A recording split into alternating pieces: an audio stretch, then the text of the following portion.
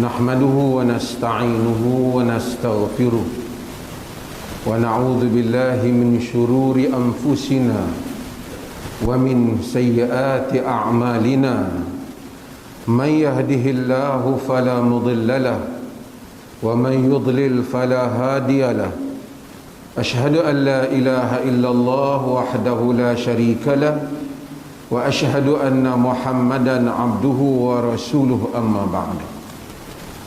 Hadirin dan hadirat yang dirahmati Allah, bersyukur kita ke hadrat Allah Azza wa Jal kerana dengan kurniaan dan izinnya kita melangkah satu kiraan pada tahun 2022. Walaupun hari-hari yang datang dan pergi itu sebenarnya sama sahaja antara tahun bertambah ataupun angkanya tidak berubah. Hakikatnya setiap hari umur kita bertambah.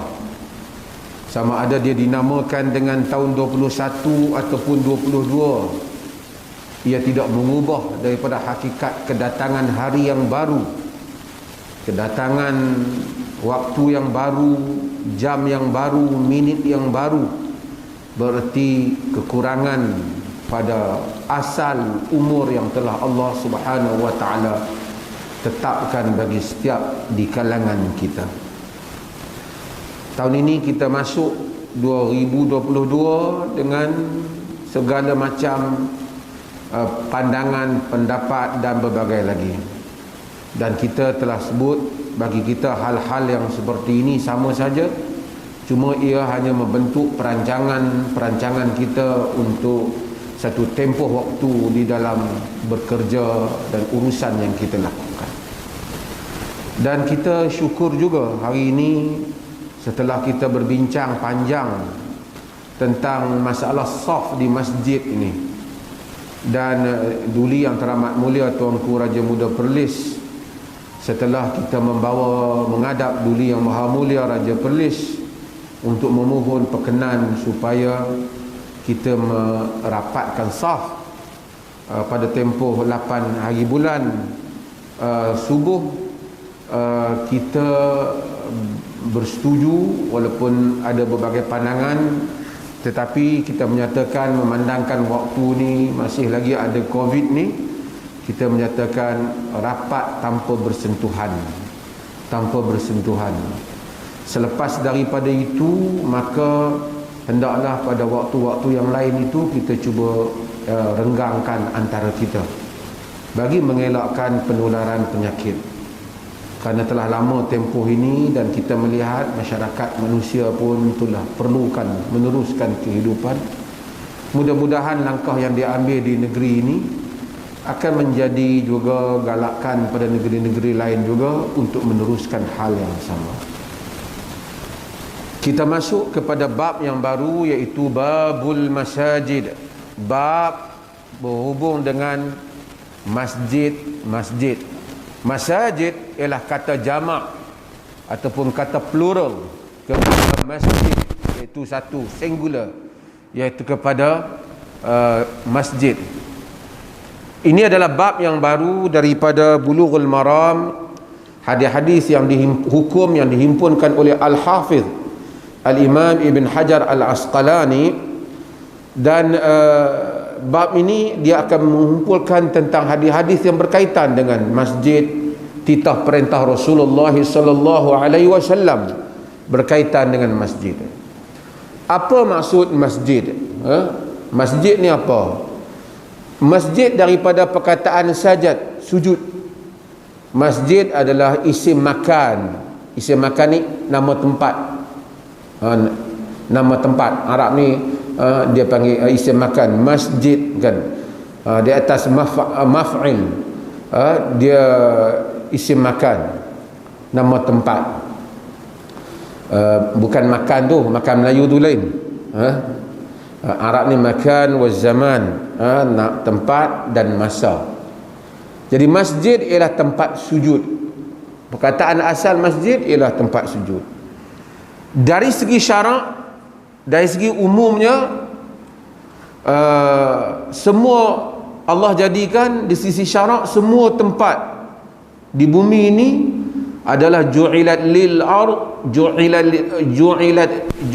liyal arda, ju'ilat liyal ardu masjidan, kata Nabi sallallahu alaihi wasallam, dijadikan untuk aku masjid, bumi ini masjidah, ju'ilat liyal ardu masjidah, dijadikan bumi bagiku ini masjid. yakni Nabi sallallahu alaihi wasallam dalam ajaran agama di mana saja boleh solat, melainkan tempat-tempat yang Nabi sallallahu alaihi wasallam sebut bahawasanya tidak solat padanya, iaitu seperti kubur dan seperti tempat buang air besar ataupun buang air kecil. Dari segi fiqh, masjid ialah al-makan al-mawquf lis-salah, tempat yang telah diwakafkan untuk salat. Jadi tempat yang diwakafkan untuk salat dinamakan dengan masjid, khas untuk salat. yakni tempat itu telah keluar daripada milik individu kepada diwakafkan kerana Allah, yang sudah tidak menjadi milik sesiapa lagi, melainkan bumi itu tempat, melainkan tempat itu tempat untuk sesiapa saja menunaikan salat, khususnya salat 5 waktu dan salat Jumaat, untuk ditegakkan salat di dalamnya, maka itulah masjid. Kalau kita semayang di satu tempat yang mana dia bagi kita tumpang semayang, tapi kita tak keluar, dia tak wakaf tempat tu hak dia punya, dari segi istilahnya tidak dinamakan masjid, tak dinamakan masjid, kerana disyaratkan di dalamnya adanya berlakunya wakaf. Jadi 3 hal di dalam masjid. Yang pertama, wakaf, tanah tu wakaf ataupun bangunan tu wakaf, tak ada pemilik individu. Siapa pun tak ada kata ni masjid ni aku punya ni, empa tak boleh masuk ke apa, tak ada. Dia adalah wakaf.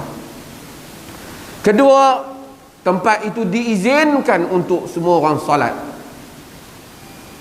Kalau dia wakaf tapi dia tak izin salat, sebenarnya tak ada siapa dah wakaf keluar, tak ada siapa dah mempunyai dah. Tak ada siapa boleh kata masjid ni aku tak bagi hampa salat di dalamnya kerana masjid telah menjadi wakaf, menjadi lillahi ta'ala, kepada Allah Ta'ala, diizinkan salat. Kemudian ditunaikan dalam masjid itu salat 5 waktu secara berterusan. Itu masjid. Pasal apa kita sebut hal ini? Nak membezakan dia dengan surau yang bukan orang wakaf. Surau di bangunan pejabat, surau ataupun musalla di pusat membeli belah, tempat tu tak diwakafkan, empunya bangunan tu still masih lagi memiliki bangunan tu, dia boleh ambil bila-bila masa saja, maka dia bukan hukum masjid. Maksudnya masjid ni macam Masjid Alwi ni, masjid ni orang tak ada siapa-siapa kot. Pak Ayah ke siapa, jom kita jual orang masjid ni, tak boleh. Bukan milik siapa. Tapi bangunan yang dimiliki oleh developer, pemaju, yang dia bagi penduduk semayang apa, dia boleh ambil bila-bila masa, dia tak jadi masjid. Sebab dia boleh memiliki, dia boleh jual balik. Dia tak ada hukum dia pada, maka tidak ada hukum masjid pada itu. Bila dia tidak ada padanya hukum tu, hukum masjid, maksudnya bangunan itu tidak keluar menjadi bangunan yang wakaf khas untuk solat, maka tidak ada tahiyatul masjid di situ. Kita pergi semayang di surau shopping center, perlukah tahiyatul masjid? Tak perlu. Perlukah, adakah untuk i'tikaf di situ? Tak ada, tak perlu i'tikaf di situ. Tak perlu i'tikaf di situ. Dan tak ada hukum i'tikaf di situ. I'tikaf hanya untuk masjid. Orang berjunub boleh duduk dalam tu tak? Boleh duduk tu. Sebab ia bukan masjid. Orang haid, bagi qaul yang menyatakan orang haid tidak boleh masuk dalam masjid dalam semua keadaan, dia juga tidak dilarang untuk duduk di situ. Tu nak membezakan antara masjid dan musalla. Antara masjid dan surau. Termasuklah surau, sekolah dan seumpamanya, yang mana kerajaan boleh ambil balik. Dia boleh pindah tempat tu, dia bagi tempat lain. Maka tidak terpakai padanya hukum i'tikaf, tahiyatul masjid, tak termasuk. Jadi itu makna masjid. Maka masjid, sebelum saya nak pergi baca hadis ni, masjid ini ada dua jenis. Satu yang masjid memang Allah Ta'ala khususkan dia jadi masjid, tentukan dia jadi masjid. 3. Apa dia tu? Masjid mana? Tuhan tetap dah. Masjidil Haram, Masjid Nabi, Masjidil Aqsa. Nabi SAW sebut, la tushaddur rihal illa ila thalathati masajid. Al-Masjidil Haram wa masjidi hadha wal Masjidil Aqsa. Jangan kamu bersungguh-sungguh berpayah-payah nak melakukan kembara melainkan kepada 3 masjid. Ini hadis riwayat Bukhari dan Muslim. Al-Masjidil Haram, Masjidil Haram. Hak tu tak apa, kita belanja duit pasal apa nak pergi Masjidil Haram. Wa masjidi hadha, dan masjidku ini, iaitu Masjid Nabi. Belanja duit nak pergi Masjid Nabi, sebab dia tak sama masjid lain. Susah payah cari duit nak pergi satu lagi, wal Masjidil Aqsa, pergi Masjid Aqsa. Tapi kalau bersusah payah cari duit nak pergi semayang masjid di Jordan umpamanya, tak perlu. Sama saja semayang masjid di Kangak dengan masjid di Jordan, hukum sama. Tak ada kelebihan apa, di sudut tak ada perbezaan, pahala sama. 3 ni saja yang berbeza. Melainkan kita nak pergi masjid tu kerana di situ ada orang mengajar, mengaji, hak tu cerita lain. Hak tu kita nak pergi ambil manfaat yang lain. Adapun untuk mengambil fadilat masjid, semua masjid sama. Sebab itu maka para fuqaha menyatakan bahawasanya sesiapa yang bernazar, umpamanya saya nazar, saya kalau dapat kejayaan ni, saya nak i'tikaf 7 hari di masjid di India umpamanya, contohnya lah kan, ataupun di masjid di Uzbekistan katakan. Lepas tu kita tak pi, kita i'tikaf di masjid Kangak saja. Boleh ataupun tak, tertunai nazar itu. Sebab apa? Statusnya sama. Tapi kalau dia nazar nak i'tikaf di Masjidil Haram, tak boleh, dia mesti pergi Masjidil Haram. Pasal tak boleh mai ikut masjid Kangak ke Masjid Arau, tak boleh. Kalau Masjid Nabi pun tak boleh, kalau Masjid Aqsa pun tak boleh, kena pergi ke sana. Kalau tidak, tak tertunai nazar tersebut. Kerana statusnya yang tak sama di sudut pahala di sisi Allah Azza wa Jalla. 3 ni Allah khususkan. Yang lain manusia yang khususkan. Manusia yang khususkan untuk dijadikan tempat tu sebagai masjid. Macam masjid ni, orang yang wakaf yang awal yang khususkan supaya tempat ini dijadikan supaya masjid. Pilihan daripada manusia, manusia yang pilih. Baru kita masuk di dalam hadis yang dibincangkan yang pertama dalam bab ni. An Aisyah radhiyallahu anha qalat amara Rasulullah sallallahu alaihi wasallam bi bina'il masajidi fid dur wa an tunazzafa wa tutayyaba. Rawahu Ahmad wa Abu Dawud wa Tirmidzi wa sahhaha irsalah. Darajat ada hadis sahih. Kata dia daripada Aisyah radhiyallahu anha, amara Rasulullah sallallahu alaihi wasallam bi bina'il masajid. Nabi perintah untuk bina masjid-masjid fi dur, di dur. Dur ni di ahya ataupun di kampung-kampung di Arab ni, di lorong-lorong, di kawasan-kawasan penempatan. Setiap kawasan penempatan Nabi suruh perintah untuk bina masjid. Wa an tunazzafa wa tutayyaba, supaya dia dibersihkan dan dia diwangikan, diharumkan.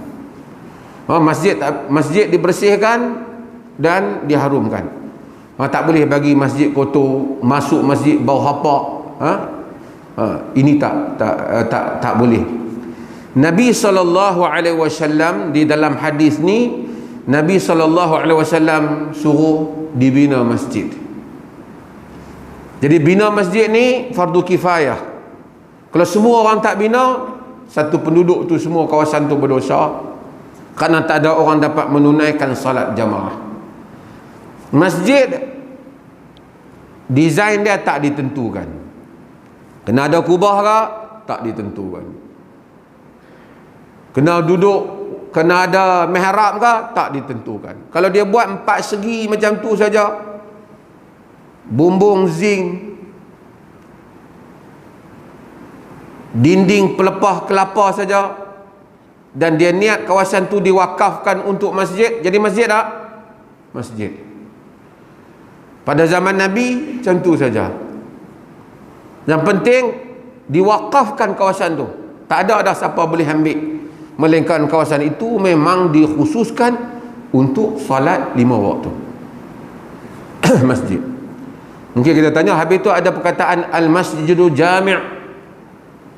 Masjidul jami' maksud masjid yang ditunaikan padanya juga salat Jumaat. Arab dia ada satu lawak dia, satu orang nama Juha.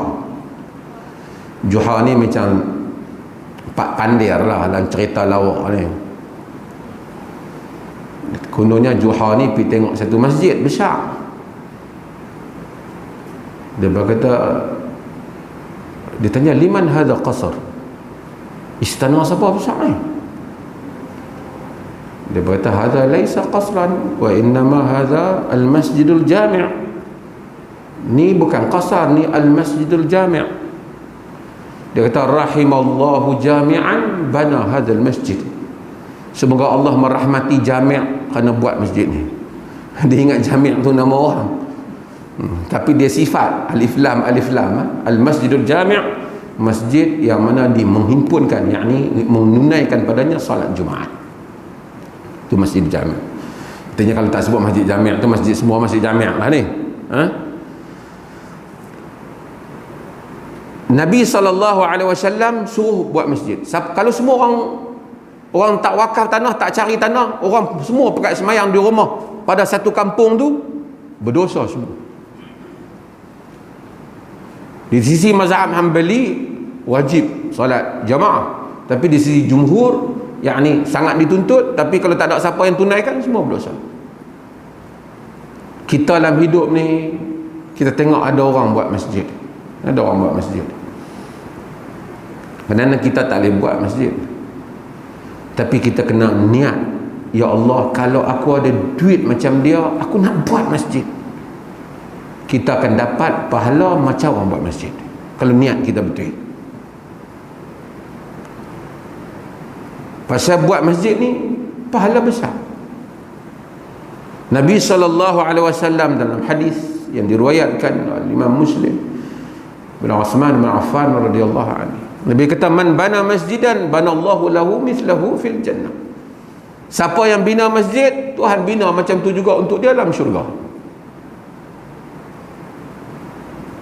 Jadi Nabi so bina masjid. Dan itu masjid untuk orang awam lah. Boleh juga dur ni mungkin sebahagian bolehlah juga ditafsirkan, Nabi suruh pastikan kita ada masjid di dalam masjid yang maksud tempat sujud di dalam kawasan rumah kita. Maksudnya disunatkan kita ni dalam kawasan rumah kita ni tang mana tempat semayang kita, tempat solat kita. Jangan sampai satu orang tu rumah dia tak ada langsung, tahu mana dia nak tahu semayang tentu sikit tu. Sah semayang tu tetapi tak mendapat pahala solat sunat itu. Di dalam hadis yang diriwayatkan oleh Imam Al-Bukhari, Nabi SAW ada orang Itban bin Malik, dia datang kepada Nabi SAW, dia, ya Rasulullah, inna suyula tahulu baini wa baina masjidi qaumi. Wahai Rasulullah, air banjir ni, air banyak menghalang antara aku dan masjid kaum aku. Jadi aku tak boleh nak pergi nak solat. Fa uhibbu an ta'tiyani fa tusalli fi makanin min baiti ittakhadhuhu masjida. Aku sukalah ya Rasulullah kalau kau datang ke rumah aku, kemudian solat di satu tempat di kawasan rumah aku jadikan itu masjidah, tempat aku sujud. Itu masjid dalam rumah kita sendiri, bukan masjid awam. Yang tu tak teman, masjid dalam rumah kita, kawasan solat kita. Nabi kata sa'af'al, aku akan buat. Kemudian Nabi pergi rumah dia. Bila Nabi pergi kepada rumah Itban bin Malik, Nabi SAW tanya, ay makanin turid, kamu datang mana? Mau kat mana? Fa asyartu lahu ila nahiyatin minal bait. Kemudian aku tunjuk pada penjuru rumah tu. Rasulullah kat situ Rasulullah. Faqama Rasulullah wa safafna khalfahu fa shalla bina raka'atain. Maka Rasulullah SAW pun berdiri dan salat 2 rakaat, dan kami berdiri dalam saf di belakang baginda salat 2 rakaat. Jadi tempat itulah Itban bin Malik jadikan sudut di mana dia solat di rumah dia. Tabarruk, yakni mengambil berkat daripada tempat solat Nabi SAW. Maka jika seorang tu dia cari tempat yang Nabi solat kerana dia nak solat di situ, kerana di situ Nabi solat, tabarrukan, yakni mengambil berkat, tidak salah di segi apa yang ada di dalam hadis. Maksudnya seperti Itban bin Malik lakukan. Nah, hadis tu dia sebut attakhadhuhu masjidah, aku jadikan tempat itu sebagai masjid, tempat sujud. Masjid dalam arti kata tempat sujud. Jadi kita di rumah kita tu, tang mana tempat kita semayang? Misal sunnah. Setengah orang tadi nak solat tak mana tumpang solat, mayang tak mana-mana pun kami semayang rata. Sah juga, tapi tidak dapat sunnah. So bila kita buat rumah, kita dah ambil kira dah tang mana sudut solat, tempat solat kita di dalam rumah kita. Ini adalah sunnah yang Nabi SAW lakukan. Kemudian di dalam hadis ni Rasulullah SAW menyatakan wa an tunazzafa wa tutayyaba, wa an tunazzafa wa tutayyaba, supaya kamu membersihkannya. Nabi SAW suruh bersih. Masjid kena bersih. Masjid kotor, tak cicak, penuh kalut. Masjid kena bersih, sunnah.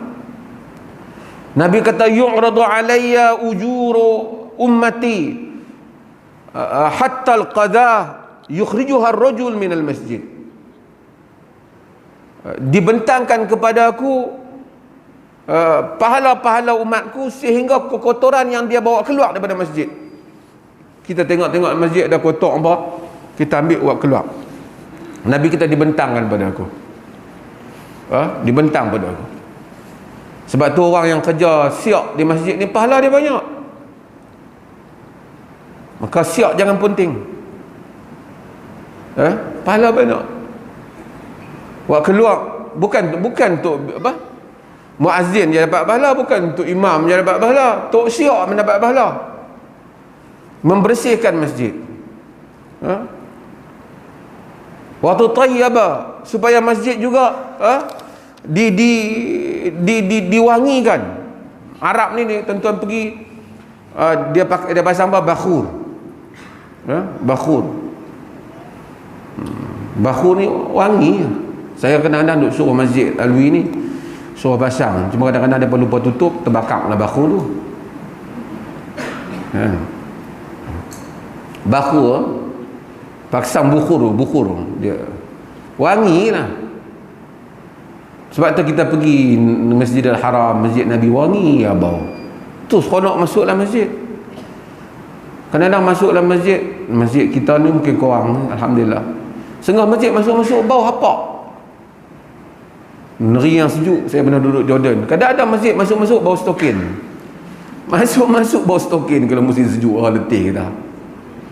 Kawan hak topi tu orang kali stokin berapa hari dah tak buka. Saya cerita tentang saya masih duduk di Oxford tu. Subuh-subuh saya pergi semayang di masjid. Daripada tempat saya duduk tu nak pergi ke masjid tu jauh, lebih kurang 3 km, 2 km tu. Saya jalan kaki bagi-bagi pergi. Pernah saya beli basikal, dia pun curi basikal tu, hilang. Jadi jalan kaki tu ada satu Pakistan, dia duduk dengan saya. Pakistan tu saya beli basikal, dia tak ada basikal. Dia kata jalan kaki lah pahala banyak. Aku jalan kaki tu tak lama lagi, hang pun jalan kaki ya. Lain kali hilang basikal saya. Tak apa lah. Kita pergi jauh ni, nak sampai 2 km pagi-pagi sejuk-sejuk ni. Masuk ada masjid, kita semayang lah masjid. Tapi ada orang Malaysia yang pergi semayang, kalau dia masuk masjid walaupun kita duduk dalam saf, kita tahu orang Malaysia masuk. Pasal dia bau kari Malaysia tu. Tuan-tuan kalau duduk di negeri sejuk, tuan-tuan masak duduk di dapur, tuan-tuan tak buka baju tu, dia lekat bau tu di baju tu. Saya lama duk fikir nak kata ke tak mau kata kat dia, nak habaq kat dia lah. Bau kari masuk, sebab tu dilarang. Kerana Nabi SAW tu larang orang mari ke masjid ni bau busuk ni. Innal malaikata, Nabi kata, tata'adza mimma yata'adza bi banu Adam, mimma yata'adza minhu an-nash. Malaikat ni tata'adza mimma yata'adza minhu an-nash. Malaikat ni akan rasa tata'adza ni bukan sakit, maksud tak selesa lah dalam konteks tu. Tak seronok, tak suka, menyusahkan. Apa yang manusia tak suka? Bukan malaikat tu jadi ini, maksudnya malaikat dia akan marah kerana hamba Allah semua duk solat elok-elok, tiba-tiba masuk kita tu dia makan raya ni umpamanya, kan? Sekali sendawa satu saf pening. Termasuk yang isap rokok sama juga. Nabi suruh masjid dibersihkan. Macam mana orang mari masjid kalau isap rokok dan kotor masjid? Sehingga kita baca antara tabi'in ada yang bernama Nu'aim bin Abdullah Al-Mujmir.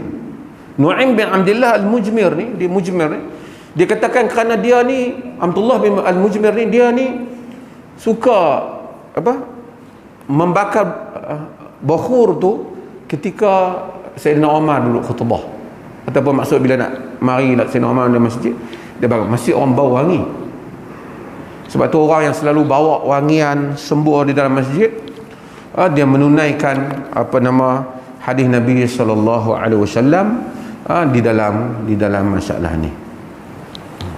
Dan apabila kita tengok masalah ni, kita tengok satu masalah ialah satu perkara, membersihkan masjid, mensucikan masjid adalah arahan Nabi SAW, termasuk di dalam hal ehwal ibadah, yakni ibadah dalam maksudnya yang disuruh oleh Nabi, titah perintah Nabi SAW.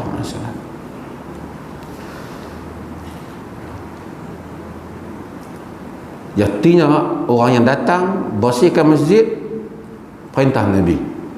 Orang Islam kena bersihkan masjid. Saya pergi kawasan banjir di Hulu Langat, masjid masuk air ada yang kapet habis kan. peranan orang Islam lah bersihkan masjid. Kalau orang lain nak datang bersihkan masjid, orang bukan Islam, kita tak ada isu lah. Boleh je asalkan masjid tu bersih. Asalkan masjid tu bersih. Cuma orang Islam kena buat keutamaan untuk masjid tempat mereka ibadat. Maksudnya, kalau sampai orang Islam tak ada tempat sembahyang berjemaah, satu qaryah tu berdosa. Melainkan semua orang tak boleh nak keluar. Itu cerita lain lah. Semua orang tak boleh. Kalau orang boleh keluar, maka mereka wajib untuk solat di masjid. Bagi sekurang-kurangnya fardu kifayah, sebahagiannya menunaikan tanggungjawab tersebut. Saya tahu mungkin sebelum saya nak begitu, kadang-kadang orang suka, tuan-tuan, masjid ni kita bina, kita bersih. Dia tak bersih automatik. Masjid, tuan-tuan, tempat Allah Ta'ala redha, tak bersih pun dia jadi bersih. Dia tak jadi macam tu.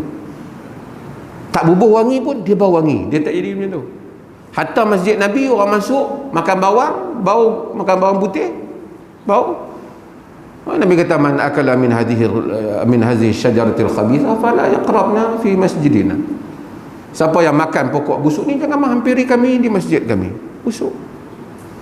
Saya nak buang superstition kadang-kadang. Bukan superstition, saya tak nafikan kemungkinan berlaku karamah. Tapi jangan kita terlalu cepat buat kesimpulan yang lain, nanti orang buat kesimpulan yang lain. Masjid banjir, tuan-tuan, masjid ayak setitik pun tak masuk. Tak usahlah buat cerita macam tu. Memang kita pergi tengok dia masuk. Ada tak mungkin masjid tertentu Allah selamatkan? Ada. Tapi jangan kita buat umum semua masjid. Jangan kita buat kesimpulan kalau masuk ayak, masjid tu Tuhan tak redha. Kalau tak masuk ayak, baru masjid tu karamat. Tuan-tuan tahu tak, Masjidil Haram pernah banjir, hujan.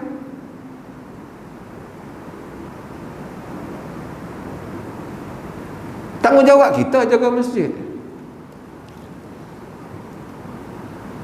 Ya? Sebab itu ini adalah tanggungjawab yang Nabi SAW sediakan. Wallahu ta'ala alam. Saya buka pada soalan.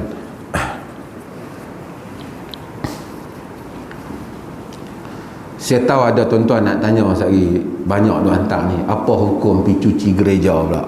Cuci apa? Kuil. Apa hukum cuci kuil? Saya nak jawab soalan ni pasal saya tak mau nak jawab soalan ni, nak tengok biar pilah orang lain jawab dulu macam mana. Tapi saya nak jawab, saya harap mereka yang mendengar jawapan ni dengar daripada awal sampai habis. Jangan dengar sekerat. Dengar daripada awal sampai habis. Pertama,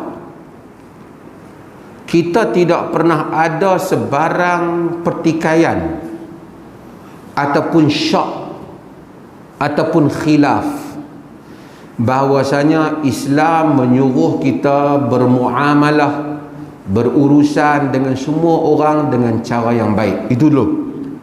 Kita tak ada masalah. Yang ni kita tak ada kok kita nak kata Islam suruh kita pergi duduk lanyak orang bukan Islam. Kita tak pernah kata. Islam suruh kita buat baik pada semua. Wa qulu lin-nasi husna, cakap kepada manusia dengan cara yang baik semua.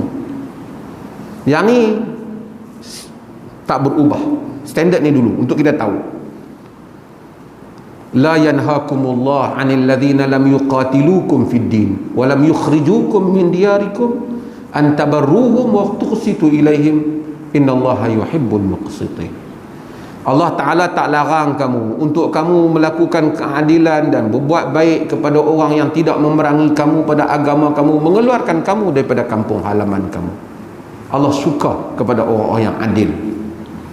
No doubt, tidak ada pertikaian. Tu buat baik kepada non-Muslim. Buat baik maksudnya akan tolong dia jatuh ke, dia accident ke, dia sakit ke, kita doktor, kita tolong dia.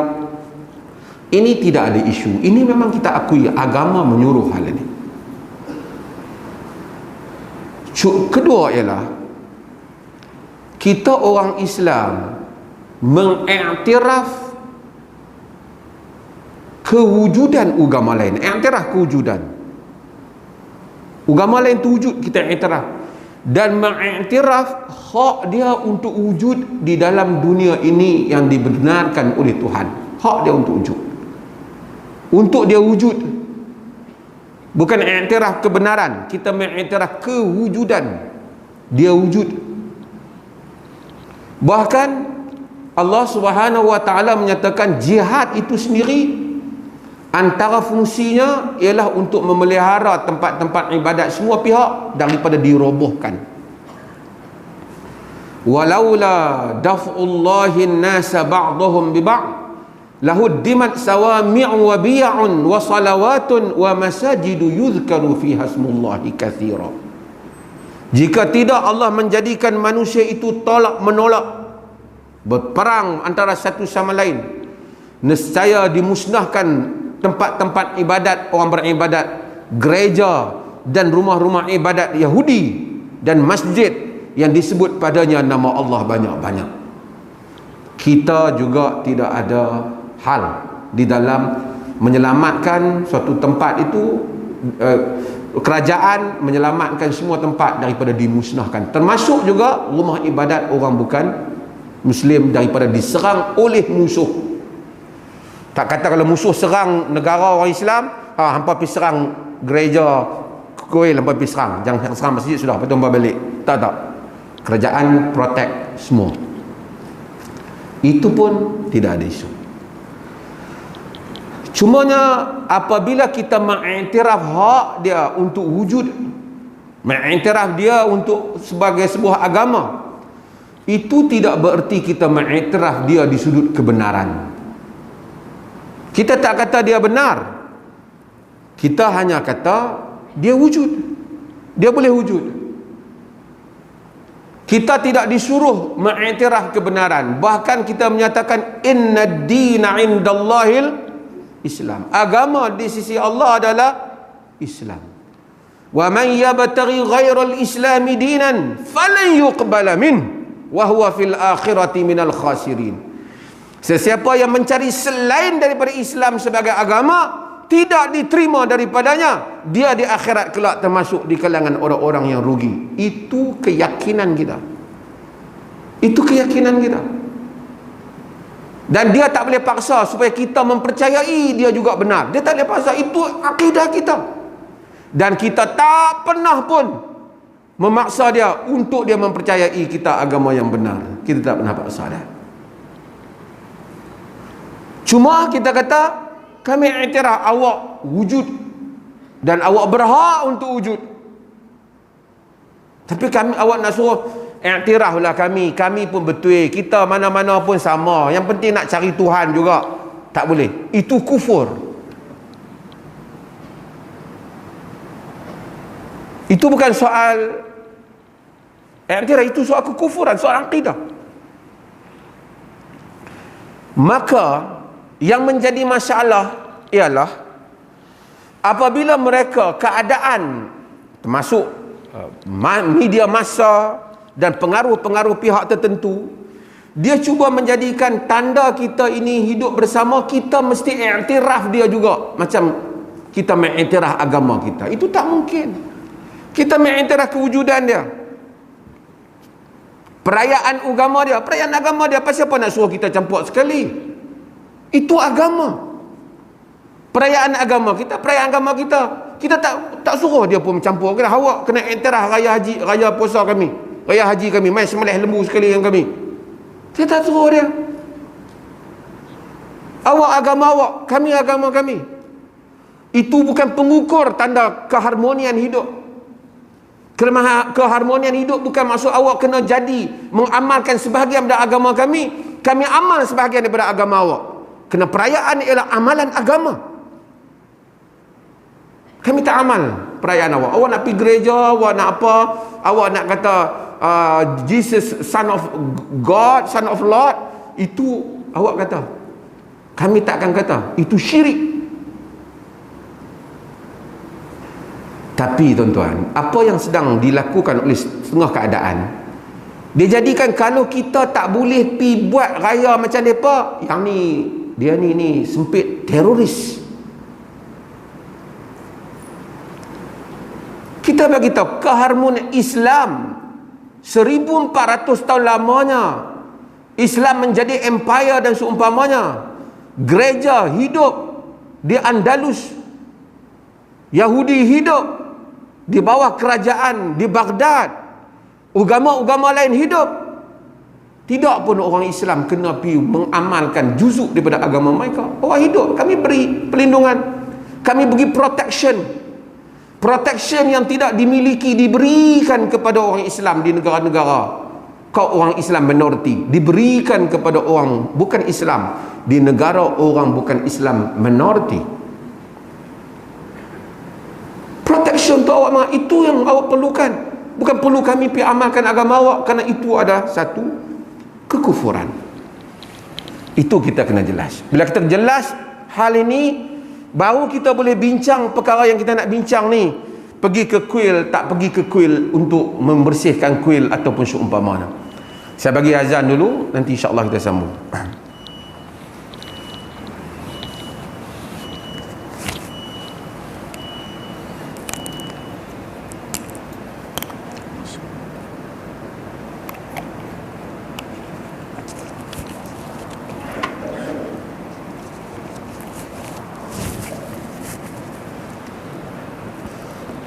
Allahu Akbar, Allahu Akbar, Allahu Akbar, Allahu Akbar. Ashhadu an la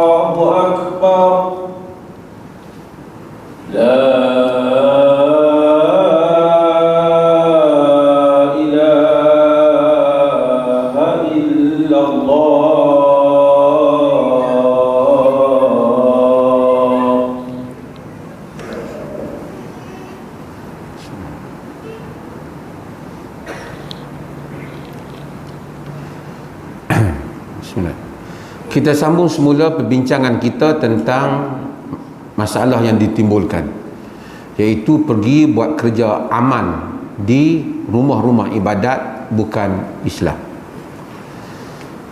Sekali lagi saya ingatkan, terutama siapa yang potong video macam ni, dia kena combine bahagian pertama tadi dengan ini, supaya dia tak berpisah daripada dasar yang saya terangkan. Setelah kita tahu itu, kita baru masuk kepada apa hukum jika orang tu pergi cuci gereja, cuci kuil, cuci rumah berhala, bersihkan, tolong cat bagi cantik, spray bagi wangi ke, kan, bubuh kapet bagi cantik ke. Apa hukum benda ni? Boleh ke dijadikan sebagai satu amalan? Kita kena lihat pada dua sudut. Kalau dia lakukan hal itu kerana dia suka dengan ajaran agama tu, dia suka dengan ibadah agama berkenaan, dia suka dengan kekufuran itu, dalam bahasa yang lebih jelas, pada dia benda tu okey, benda tu lahir daripada perasaan suka dia kepada agama berkenaan, maka ini termasuk di dalam bab akidah. Kalau itu titik tolaknya, pasal apa hampir cuci? Aku suka lah agama tu, aku suka cara mereka duk ibadat tu, aku nak tolong mereka pergi bersih ke tempat tu. Kalau itulah titik tolak, mungkin dia tak kata di mulut, tapi di dalam jiwanya ada hal yang sama, maka itu bererti dia telah meredai kekufuran. Dan kaedahnya yang mana Allah sebut, وَقَدْ نَزَّلَ عَلَيْكُمْ فِي الْكِتَابِ وَقَدْ نَزَّلَ عَلَيْكُمْ فِي الْكِتَابِ أن إذا سمعتم آيات الله يكفر بها ويستهزأ بها فلا تقعدوا معهم حتى يخوضوا في حديث غيره إنكم إذن مثلهم إن الله جامع المنافقين والكافرين fi jahannam jami'an, dalam surah An-Nisa.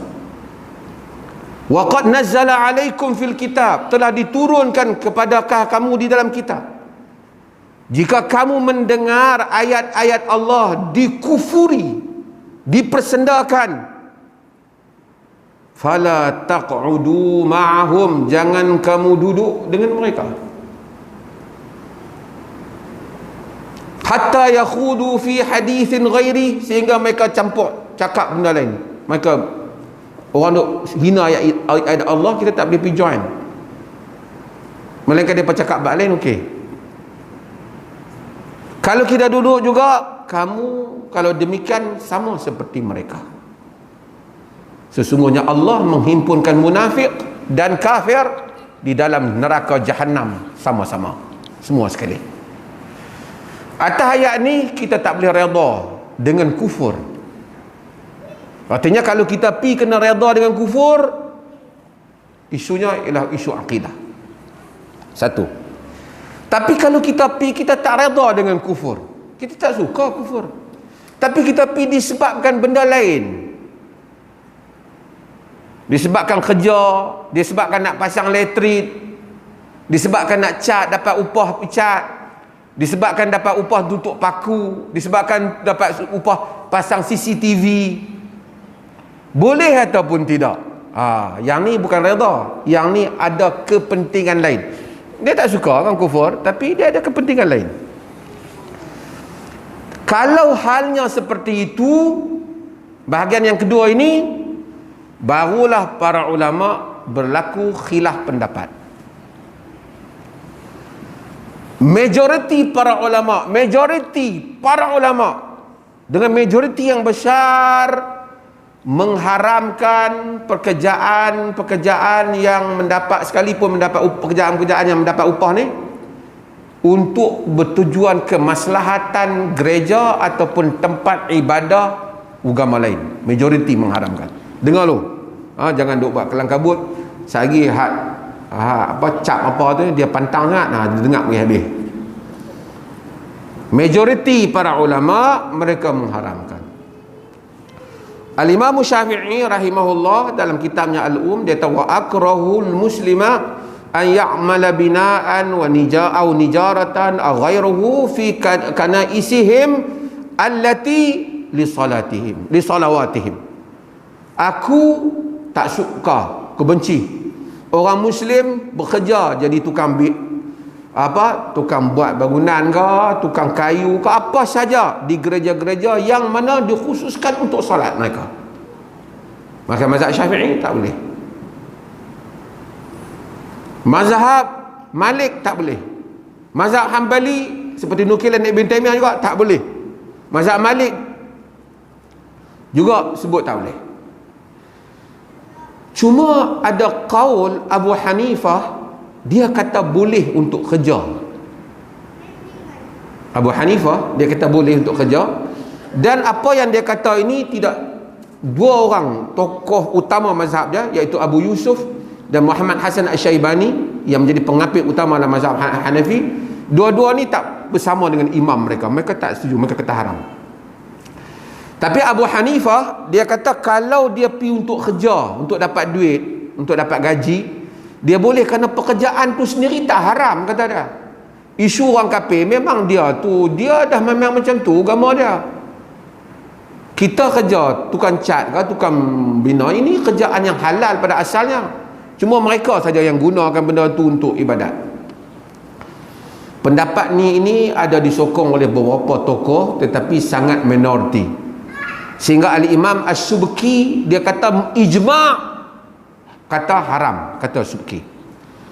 Okey, kita ambil lah bab ini. Kalau kita pergi kerja pasang elektrik, tolong pasang CCTV, tolong buat tangga tempat ibadat, tolong pergi hantar bata, majoriti kata haram, segelintir menyatakan harus.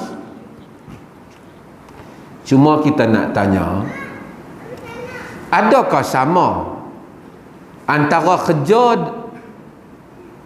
bekerja dengan pergi sukarela cuci? Sama ke tak? Sama tak? Tuan-tuan, pasal ada orang-orang yang nak ulas sama ke tak? Non-Muslim yang dengar, please be patient, sabar, saya akan pergi ke kesimpulan. Sama tak tak? Sama tak? Tak sama. Jangan kias macam ni. Sebab apa? Kerja dia tujuan dia dapat duit. Sukarela maksudnya dia pergi kerana suka. Anda faham? Kerja tujuan dia dapat duit, sukarela dia pergi kerana suka. So orang yang pergi kerana suka ni, ini di sisi jumhur, bahkan hatta Dr. Yusuf Al-Qaradawi yang dilihat mengulas tentang masalah gereja di Qatar, dia pun teragak-agak pada ujung tu dia kata nak tengok macam mana ulul amri. Melainkan kita pergi bukan kerana kita suka, tetapi kerana ada urusan lain. Contoh, kita bersihkan gereja sebab kita nak semayang di tempat tu sendiri, macam yang dilakukan oleh sebahagian orang Islam yang duduk di UK. Mereka sewa gereja untuk semayang Jumaat. Tak ada isu lah, ada gharat yang lain, ada tujuan yang lain. Ataupun kita bersihkan kuil disebabkan kita nak bagi orang bukan Islam ke, yang mana mereka tak ada pelindungan masa banjir, mereka nak duduk di situ, tempat pelindungan, it's okay. Kerana itu merupakan tempat keperluan, bukan tujuan ibadah, bukan tujuan untuk menolong mereka untuk beribadah atau menolong mereka di dalam urusan syirik. Wala ta'awanu 'alal ismi wal udwan, jangan kamu tolong menolong di atas pemusuhan, dan atas dosa dan pemusuhan.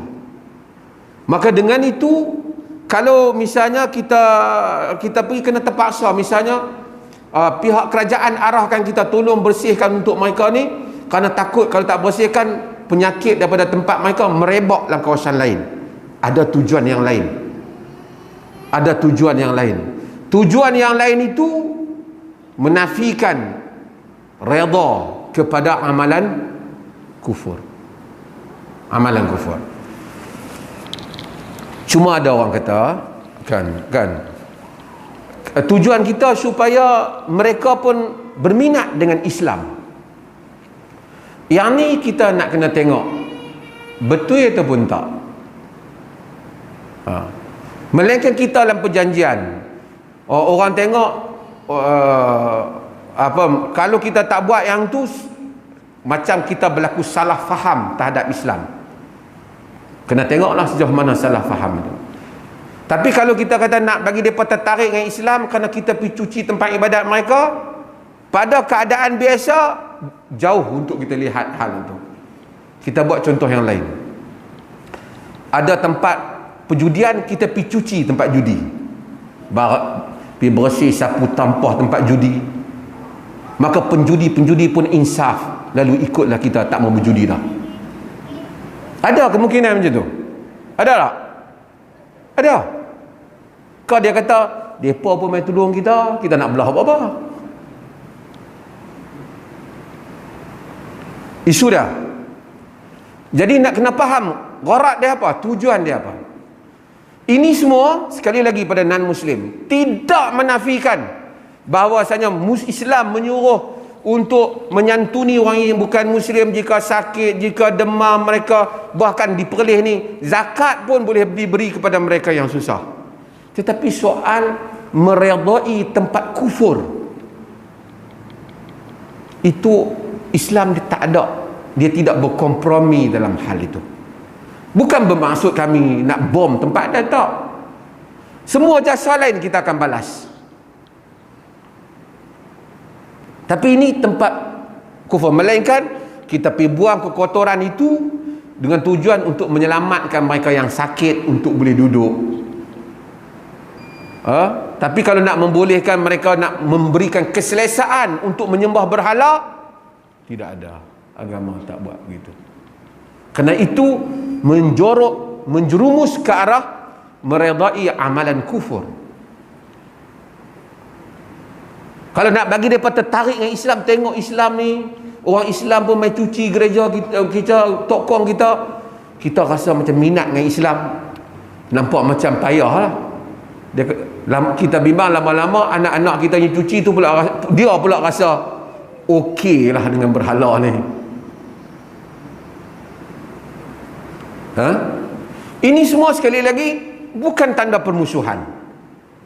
Disiplin. Seperti mana orang Islam tak pergi cuci tempat orang berjudi, tapi kita tak pergi bakar lah tempat judi berlesen yang kerajaan bagi.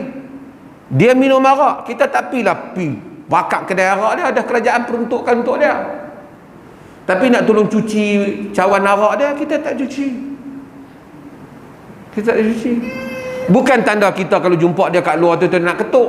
Tapi kalau kita jumpa dia minum arak, dia mabuk, dia jatuh tepi jalan, kita angkat dia, kita bagi ubat ke dia. It's okay. Itu kemanusiaan. Hanya kita bercakap di sudut perkara yang membabitkan soal boleh dikaitkan dengan soal redha kepada kufur. Ini yang menyebabkan jumhur ulama kata kerja tak boleh. Yang sebahagian yang ulas tu dia kata dia samakan kerja yang dapat gaji tu dengan sukarelawan yang buat dengan suka hati. Itu tak sama. Itu di sudut itu tidak sama.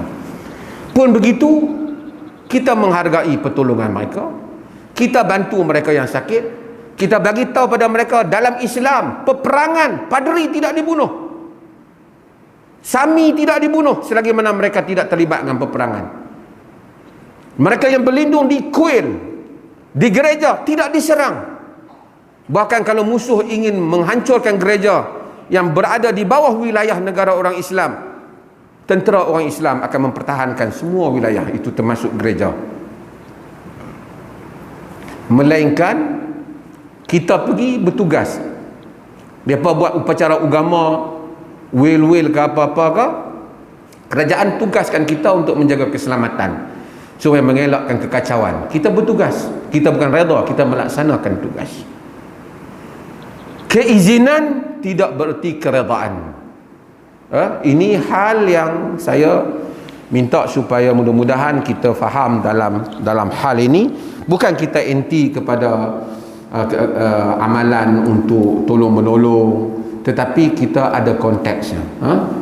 Kita tak jumpa orang minum arak ke tepi jalan berkatuk lagi pecah kepala orang. Tak ada, kita tak ada.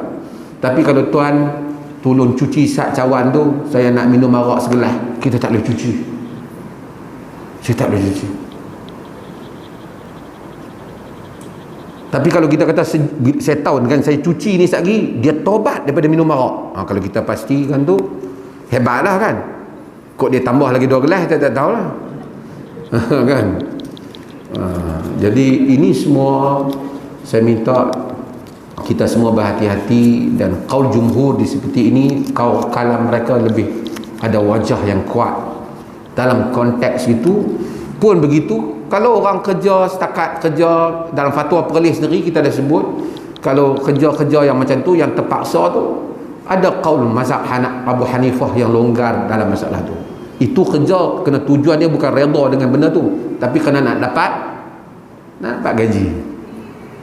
Tapi kalau senati, besok depa nak di Bali, jom kita pergi cuci kuih depa. Lepas tu besok depa nak Christmas jom kita pergi cuci gereja depa. Kita tak ada macam tu. Dan kita pun tak habaq depa, orang bukan Islam, mai bersih masjid tu, kami esok nak mayang raya. Kita pun tak suruh. Tapi kita akan menyantuni mereka dengan baik sebagai kehidupan yang baik antara satu sama lain di kalangan kemanusiaan.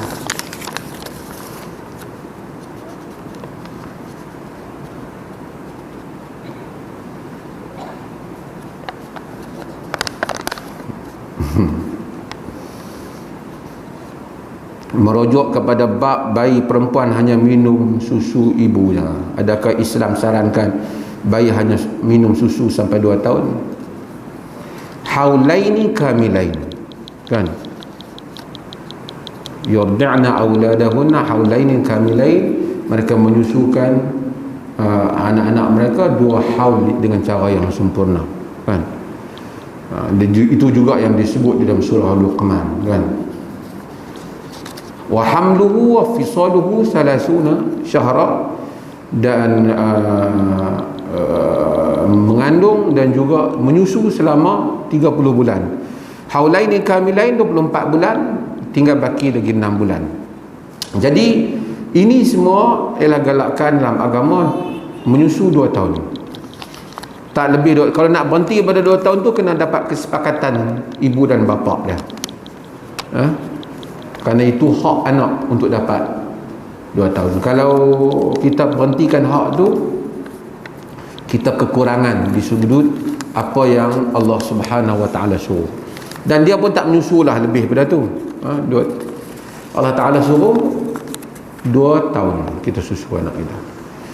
Tumbuh besar dia, kesihatan dia. Dan sekarang ni kempen susu ibu yang dibuat oleh hospital dan seumpamanya membuktikan tak sama. Susu ni dia buat macam-macam jenis susu yang dikeluarkan di pasaran ni.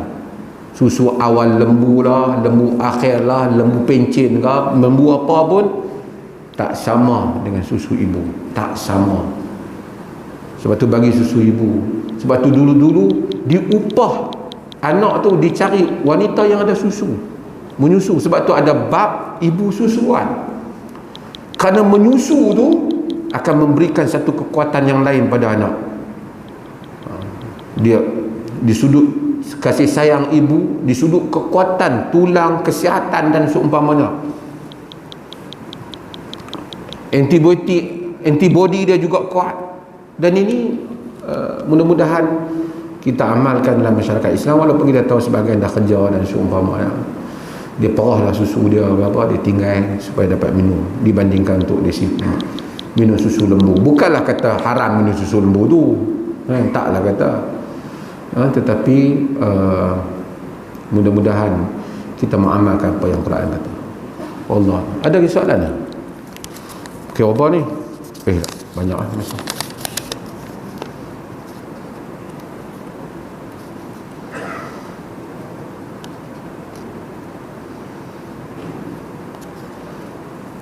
Saya ada duit haram selepas beberapa bulan saya sambung belajar. Macam mana tu? Duit haram selepas beberapa bulan saya sambung belajar, bolehkah guna duit tersebut untuk sepanjang saya belajar, termasuk makan. Tak boleh. Duit haram digunakan dah, melainkan kita nak tengok haram tu pasal apa kita kata haram. Kalau kita kata duit tu riba, haram, kita beri kepada pihak lain yang mana kita tak ada kepentingan dengannya. Duit interest ke apa, yang memang bank kita bubuh dia bagi lebih, kita guna yang benda yang tak ada kepentingan dengan kita, kita hantar pada orang lain. Kalau dia memang tak mau, kita hantar orang nak buat apa-apa, hatta nak bagi ke orang miskin pun boleh, tapi bukan ada kepentingan dengan kita. Tetapi jika sekiranya duit haram tu duit orang, wajib kita bagi balik duit tu kat dia. Tak boleh saya belajar haram pun saya makan untuk benda baik apa, tak boleh. Itu termasuk dalam benda yang haram, hendaklah dikembalikan kepada tuannya. Wallahu ta'ala alam. Sallallahu alaihi Nabi Muhammad.